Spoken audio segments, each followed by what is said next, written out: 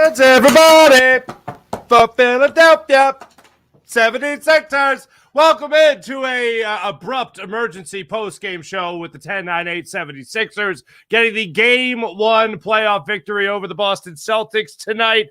Absolutely unreal. 119-115 win for the Sixers without Joel Embiid. We had talked about leading up to this game about how the Sixers needed everything possible to go right for them, and man, did they get that at the very last minute of the game. There was a lot of things going wrong for the Sixers, but in the last couple of minutes, things started to go their way. No better example than Tyrese Maxey making contact with Marcus Smart, who was outside the circle, but he was late moving over to the spot. I saw the same thing in that instant that the official did. I didn't see nearly the same thing the official did when he called the foul on James Harden against Al Horford, because that was a bogus, atrocious call. But Maxey comes back, couple possessions later, drives hard to the hole, and scores the basket, gets fouled. Upon further review, it was a block. Maxey goes to the line, converts the free throw, and the Sixers were pretty much, for the most part after that, sailing smoothly as their defense was incredible in the most clutch part of the game. No better example of this than Jaylen Brown trying to get Tobias Harris up in the air for a pump fake. Harris stays grounded. Sixers force the turnover. Maxey goes the other way, and he slams it down for 2 points. Sixers go up a point at that point in the game, and you felt like, oh my God, they're actually about to do it. I am absolutely amazed by what we saw tonight in the 76ers. I did not have faith. I did not think the Sixers were going to win this game. And as the game went on, I thought, you know what, this is going to be one of those games. This is one of those games with the Sixers. They give us all this hope. They give us all this great energy. We all get really excited. And then in the last couple of minutes of the game, they hit a big three, or the refs make a horrible call. A couple of those things happen. But no matter what, the Sixers welcomed the fight. And I couldn't help but think of Doc Rivers' words from a week ago: we want that fight. My guys don't run away from the fight. They run to the fight.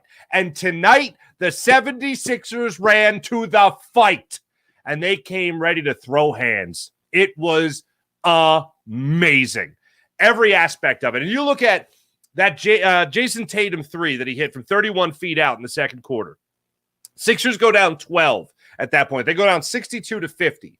And after that part, they go and close out the quarter on a 13-4 run. They later expanded it to, I believe, a 24-10 run leading into that third quarter. Sixers, after that shot by Tatum, could have said, that second quarter, you know what? We threw the best we could at him in the first quarter. We tried to hang in there in the second, and Tatum's going to hit shots like that. Forget about it. What are we going to do? He dropped, 20 in the quarter, 24 in the quarter? He was unstoppable in that quarter. Sixers could have packed it in. They didn't. You know what they did? They ran to the fight. They didn't play scared because Joel Embiid wasn't there. And I give credit to the big man for at least being there on the bench. And when Marcus Smart was flapping his jaws against the 76ers, who was right there yet again, but Joel Embiid. I give him a lot of credit for that. But the leadership you saw tonight from James Harden on the court was amazing. 16 points in the first quarter. He really settled down in that second quarter. In the third and fourth, man, did he come out firing. 45 points for him. Maxey helps you out with 26. And Maxey banged knees at one point with Tatum, I think it was. I don't know if he was playing the second half on one leg or not, but it looked like he was struggling from the floor, especially from three. As the game went on in the third and the fourth quarter. But then he just started relying heavily on driving to the basket, not being afraid of that contact. And what did he do again? Ran to the fight, and it benefited the Sixers greatly. I can't believe the way the Sixers played this game overall. I can't believe how sound they were throughout this game. I can't believe how poised they were throughout the game. There was another opportunity, and wouldn't you know it, Al Horford was in the middle of it, because towards the waning minutes of this game, the Sixers were actually up at this point in the game. The Boston Celtics get two separate offensive rebounds. Sixers were up 111-110. This is right after Maxey had the three-point play. That was reviewed. It stuck. He made the free throw, and it's 111-110 in favor of the Sixers. So now you're in this instance where the Sixers are looking for a big bucket. They're looking for another turnover. They're looking for a big play here. Al Horford caps off a possession by the Celtics, where they got two separate offensive rebounds. And finally, Al Horford cashes in the layup at the end of that series. So it was third chance points for the Celtics, unfortunately. Then Paul Reed, B-ball Paul himself, steps to the left. Somehow, 57 seconds left in the game, James Harden is looking for B-ball Paul, who's crashing the paint. Going hard to the basket, goes up, gets fouled, go to the line, and B-ball Paul, you beautiful man, you friend of the Farsi show, by the way. He's been on the program. He knocks down both free throws. Out of nowhere. Gives him, at that point, 8 on the night. Later in the game, he goes to the foul line again, hits both free throws again. Ice in his veins. Ice water running in B-ball Paul's veins to help close out that game. And, of course, in the mix of all of it, that defensive stand, as time was ticking off the clock, Sixers were trailing by a point. The Celtics need that big bucket. Tobias Harris keeps his feet, could have easily jumped and leapt in the air and sent Jaylen Brown at least to the line to shoot free throws or maybe an end one situation. Sixers forced the turnover. The Celtics look like a bunch of idiots as Tyrese Maxey streaks away with the basketball in his hands, looks around like nothing, no horn, no shot clock violation. We had the possession first, which they did. Maxey streaks the other way, gets the 2 points. Sixers get the lead, and they never lost it after that. That was, I'm going to be thinking about this for a long time. And, if you've been following the show, if you've been watching the show, if you've been listening to me, I have asked all season long, I really started emphasizing at the All-Star break, give us a reason to believe that this 76ers team can actually make it out of the second round of the playoffs. All right? So what do? They go up 3-0 on the Brooklyn Nets, and then Joel Embiid can't play because of his knee strain. So what do? They complete the sweep without Joel Embiid. All right, you did what you're supposed to do against a very inferior opponent like the Brooklyn Nets. Well, now they go on to a superior opponent on paper in the Boston Celtics, and they do so in Game 1 without Joel Embiid, and there's really no better way you can give me more confidence that they can win this series than winning without JoJo and seeing James Harden step up the way that he did, seeing James Harden hit 7 threes in this game on his way to 45 points, seeing him facilitate when he needed to facilitate, and really no better example of that when he drove deep down the lane and then had that long kick out to Tobias Harris in that fourth quarter that helped the Sixers really start to establish momentum in their direction. That actually tied the game at 107-107, and that's where you had Harris knock down that shot from the top of the key, knock down that three-pointer, and the Sixers really started to get more and more momentum on their side from that point on. It was just a gutsy, great performance, and I was ready for the moral victories stuff and all that stuff. We lost, but they played great, whatever. I enjoyed the hell out of every second of that basketball game. Maybe in the early goings of that second quarter, it wasn't so much fun. But as it went on, you saw how much these guys wanted it, saw how much these guys wanted to fight for it, saw what they were willing to do. Tyrese Maxey banging knees coming right back in the game. James Harden hit a little bit of a sputter there in the second quarter, came out swinging and fighting in that third and fourth quarter. It was amazing to watch the way they played this game. And I couldn't help on repeat in my head. They don't want to run away from the fight. They want to run to the fight. And that's exactly what they did tonight. What a performance by the 76ers. Want to see what some of you guys are saying today about the 76ers. I'll be on with you guys for a little bit before I start doing Phillies post-game show, which is about to start, by the way, on the old Jacob Media YouTube channel. So check that out. Kevin! How you been, buddy? Go Sixers. Kevin does another Kevin.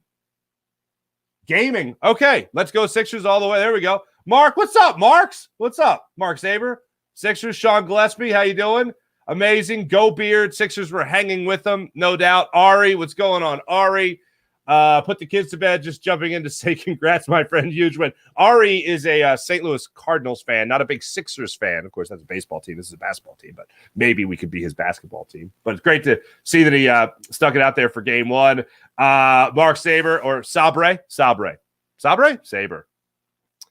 Harden. It's all about Harden, no doubt. Steven Joseph, big free throws by Reed. Good win. Phenomenal win.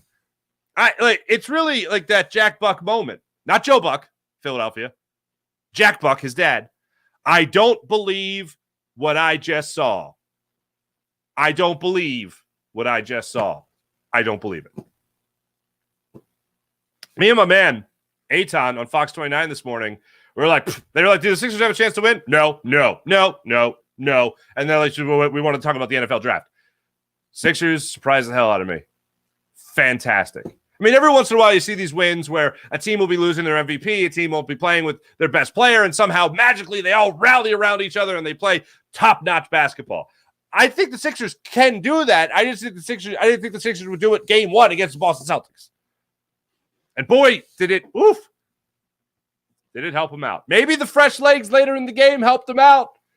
Maybe Trae Young going off in game 4 against that the pesky the team there, the Boston Celtics. Game 5, against the Boston Celtics, forcing the game 6. Maybe they're a little weak in the legs there. Maybe that's how it went down. I don't know.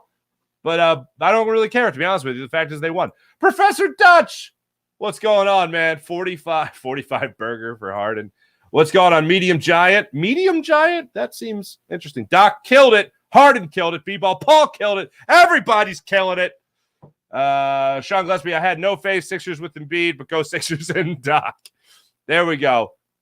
Yo, cousin. What's up there, Christopher? Actually, not a nickname. We are actually cousins. This is my cousin. What's up, Chris? Christopher. Love you, cousin. Jeff, what's up, Jeff? Perfect play from Harden, 45 wild. Can we get this type of play 3 more times? I hope so. I'm here for it. I think we're all here for it. We'd all love to see it. Professor Dutch, Harden should take the whole squad to Vegas if that's how he's going to play in game 2. Hells yeah. Oh, my goodness gracious. Anthony! Fox of the AM. Anthony, I got to tell you, I didn't think they were going to win. They said, if they win, do you want to come on? I don't think I can make it tomorrow morning, unfortunately. But thank you, Anthony. By the way, check out Steak and Maine, by the way. steakandmaine.com. Check out my man Anthony's place. SB Ricky. Harris going to be a bit more aggressive in this series. I agree for the most part, but if Maxey, especially in that first half, and James Harden are cooking, Tobias Harris being the number 3 guy is a big difference between Tobias Harris, the number 4 guy. And I'm not talking about positions there. I'm talking about like where he is in the pecking order of scoring on this basketball team. And by the way, we didn't even mention DeAnthony Melton yet, by the way. DeAnthony Melton was amazing in this game. 17 points off the bench. I think I put it in the scroll there. How great a game he played. He played fantastic, including a bunch of big threes. And I want to say it was after that Tatum 3 that I mentioned earlier in that second quarter where the Sixers then responded by going the 14-3 run. I think it was DeAnthony Melton that came up with a couple of big threes following that. And then also in the third quarter, he had a couple of big threes for the Sixers as well. In total, I mean, you're talking about guys that were cooking. You get 17 off the bench from DeAnthony Melton, your chances are you're having yourself a nice little night there. And 5 threes he knocked down in total it was. So, yeah, 17 points for him. Phenomenal to see as that went on. Wait, what? Wait, I just rewatched the 88 series. Did you really? For those that don't know, that's the Jack Buck call. I don't believe what I just saw. Wait, hold on a second. All these people know you guys know my fan. This is shifting from a Sixers post-game show of excitement to a family reunion. Yeah, my cousin Mark. Yeah, he's a great guy. Yeah, fantastic guy. Tell him I said what's up. Everyone, who do we got here? Jeffrey. What's up, Jeffrey? One of the best games I've ever seen versus Boston, and I'm almost 50. First the Bruins choke, and now we added Boston's misery. Ha, ha, ha, ha. Jeffrey, drink it in. Drink it in. The tears of unfathomable sadness. Oh, it tastes so good. Pat, what's up, Pat? Oh, you're very kind. Thank you, Pat. You're the GOAT. How about that? I don't know.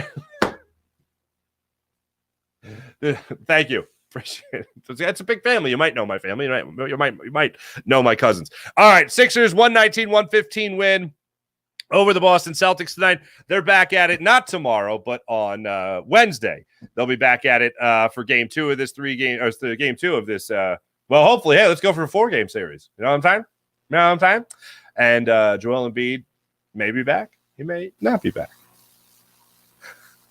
Call that a cliffhanger, folks, but I'll cross my fingers that he is back because I'd still rather have him than not have him and then still have everyone play on the same level, right? Maybe you're not going to get the same point allotment by James Harden and Tyrese Maxey, But if you're going to get the MVP of the league, and by the way, Joel Embiid could be named the MVP tomorrow. Most likely will be named the MVP tomorrow on Tuesday, so that'll be great as well. Thanks for watching, everybody. Make sure you guys wait a minute. Mullet Alvarado. What's going on, brother? Watch this and these, says the beard baby. All right, why not? Nice to see you, Mullet. Thanks for watching. Oh, wait, Travis, I want to get you in here. Super Bowl or bust? What? All right, fine. Thanks, everybody. You guys are great as per usual. I'll be back with you guys on the Jacob Media YouTube channel for the Phillies post-game show. So now I'm going to go back and watch the first couple innings of the Phillies game. But thanks, everybody. You guys are great. Subscribe to the Farzy Show, and hopefully we'll react to another great win after the Sixers handle their business against the Celtics in Game 2 of this series. And let's also hope that the Phillies come out and get themselves a nice little win for themselves. And while I'm on the subject, 0-0 bottom of the first inning. So that's where we are. All right, everyone. Thanks for watching. You guys are great. As per usual, we'll be back with you guys on the Jacob Media YouTube channel for the Phillies post-game show on Jacob Media. And I'll be back with you guys tomorrow morning at 6 a.m. for the Farzy Show. Have a great night, everybody. Let's go 10-9-8 76ers.